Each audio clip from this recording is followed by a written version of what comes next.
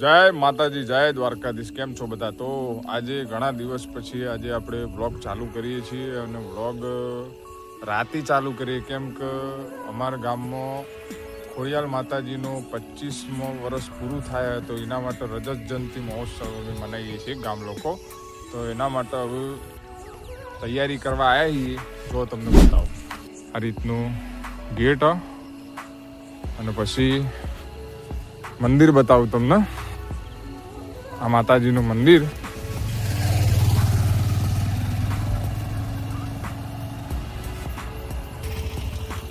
આ બધી તૈયારીઓ ચાલી રહી.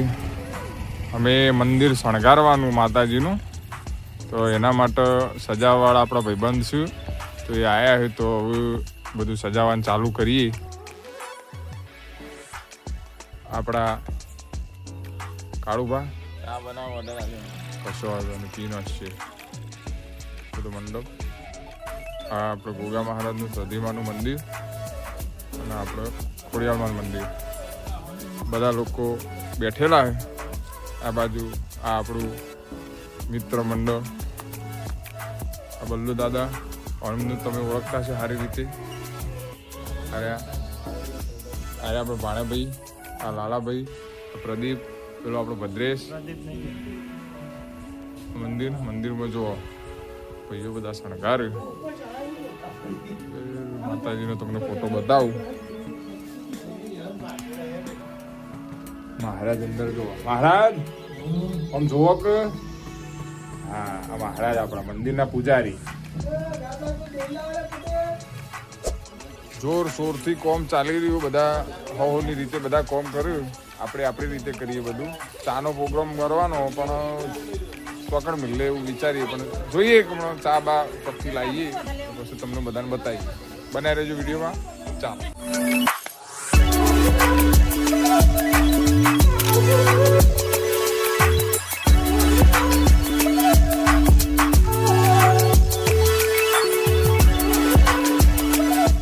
HDFC ના કલેક્શન મેનેજર હતા. આ JRS ફાર્મા માં કામ કરે છે. આ તો ઇન્સ્ટ્રુમેન્ટ એન્જિનિયર.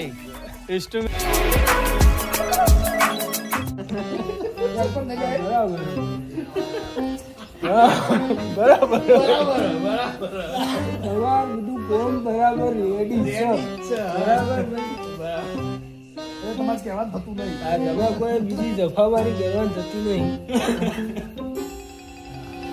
આ ભાઈનું કામ સારું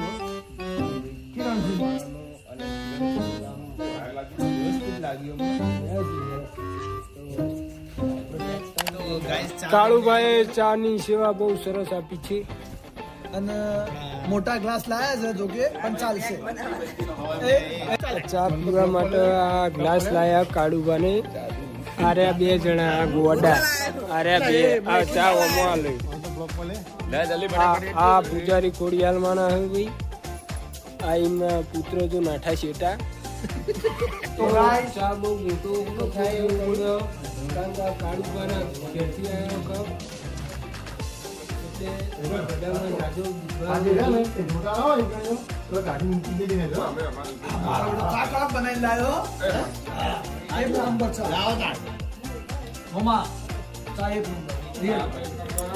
કાળુબા ચા લાયા, જબરજસ્ત ચા, બહુ મજા આવી. ખરેખર આવી સેવા તો કોઈની નહીં. બધા જો ચા પીવું પાછળ ગરમ એટલે જબર ઉકળતી. અરે ભાઈ આપણે પાછળ ઉભા રહી ચા લઈને આવ્યા. આ ભાઈ આપણો ચા લાયા, એનું નામ કાળુબા પુત્રી. કાળુબાના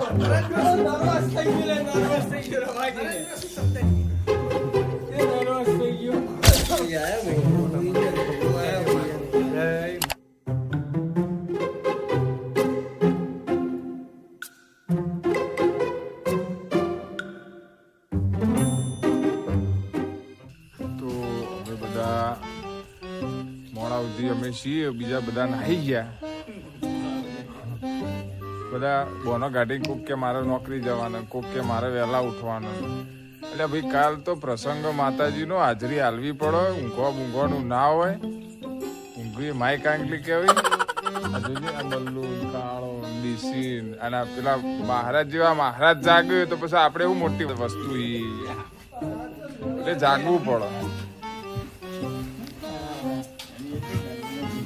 જોરો શોરોથી બહુ કામ ચાલી રહ્યું, બધું કમ્પ્લીટ થઈ જાય એટલે હું તમને ફાઇનલ લુક દેખાડું. રેડી? ચાલો. હું અને ડીસીભાઈ રાતે ગણી લો સમથિંગ 12 વાગ્યા છીએ. અમે 2 જણા નીકળી ગયા એ ડ્રીલ મશીન લેવા, કારણ કે તો સજાવટમાં ડ્રીલ મશીનની જરૂર પડી. ડ્રીલ મશીન કોણો પાડવા માટે 2-3 જગ્યાએ ફોન કર્યો, પણ મેલાજીને છેલ્લે પછી મેલોજી ફોર્મમાં આવ્યા, ફોર્મમાં કૂતરો આવ્યો તે બહુ કરી ના તો સારું ખાલી ભોય પાડ્યા વગર નહીં રહે. એ ચપ ચપ, પટ્ટા તૂટી જાય હમણાં.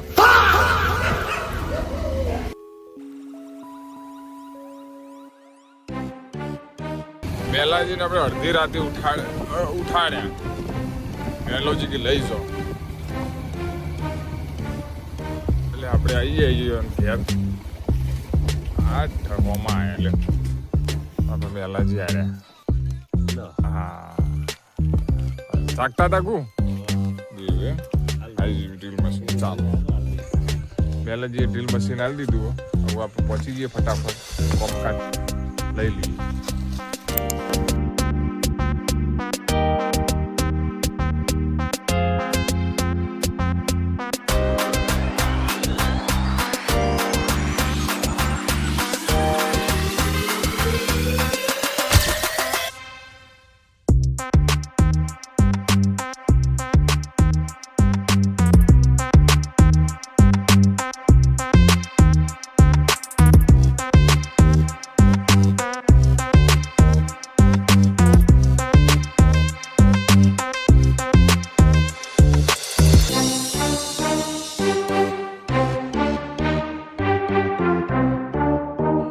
ફાઇનલી તો બધા બંકાને આવી ગયા.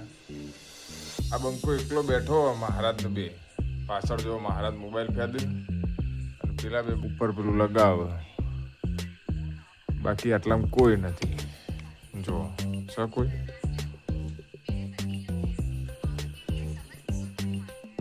કોઈ નહીં. ડીસી કચ્છી વખત ના આવી ગયો. કામ પૂરું થઈ ગયું.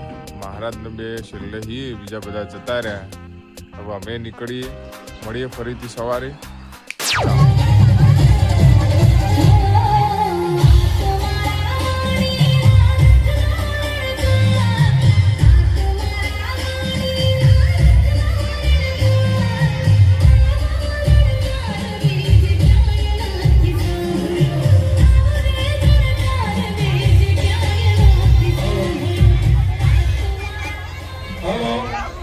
યજમાનશ્રીઓને વિનંતી, યજ્ઞશાળામાં ખોડિયાર માતા મંદિર પહોંચી જાય.